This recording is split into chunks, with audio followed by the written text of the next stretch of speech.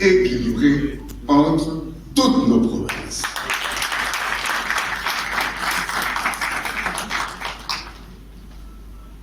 Troisième point, il s'agit du climat des affaires, comme on l'appelle communément, ou l'amélioration de l'attractivité de notre pays. Selon l'Agence nationale pour la promotion des investissements, ANAPI, le nombre d'entreprises internationales ayant investi en RDC est passé de 713 en 2019 à 1268 en octobre 2022.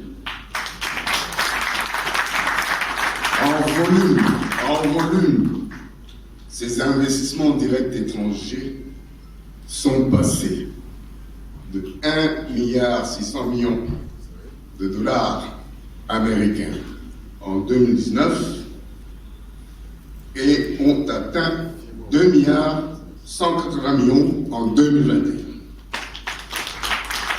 Cela dénote une attractivité croissante de notre pays grâce à ses potentialités, bien sûr, mais aussi grâce aux réformes engagées par le gouvernement sous l'impulsion du chef de l'État.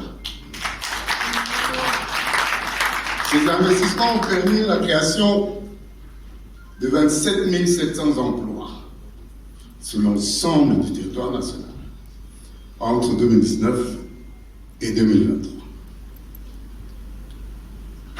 Les secteurs miniers et énergétiques sont les plus prisés par ces investisseurs, suivis des secteurs agro-industriels, de télécommunications et du commerce.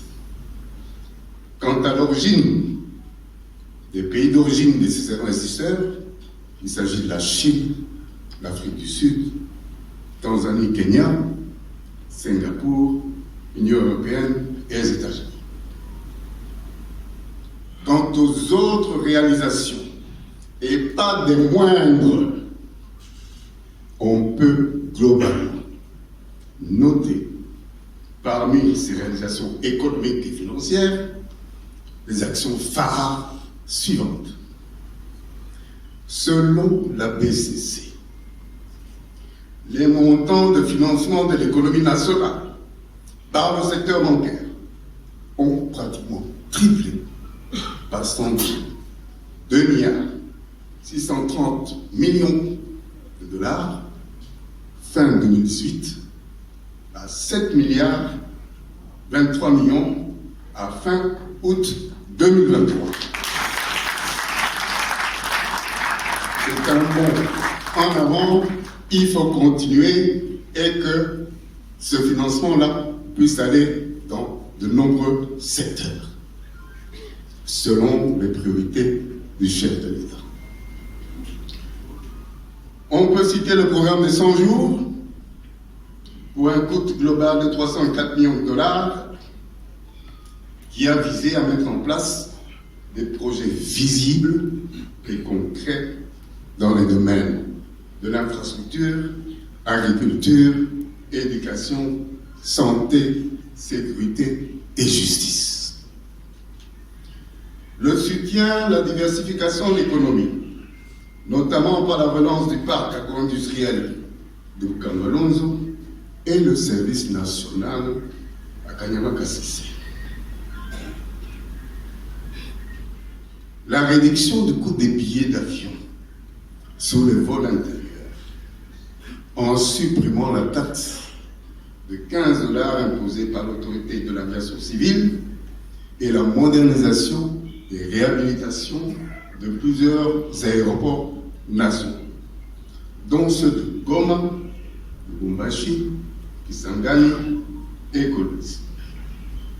Et enfin, l'amélioration des conditions sociales des militaires, des policiers et des étudiants en leur fournissant des logements sociaux, des bourses d'études et des infrastructures universitaires.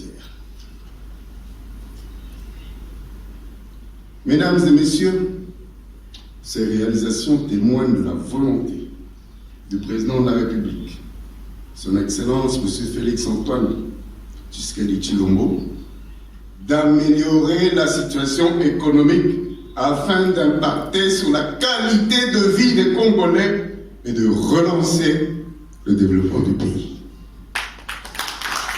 Voilà, mesdames et messieurs les invités, en quelques lignes, les résultats économiques et financiers du mandat en cours du président de la République. Merci de votre aimable attention. Que vive la République démocratique du Congo, que vive le président de la République, Félix-Antoine Tshisekedi Tshilombo, et que vive l'AE.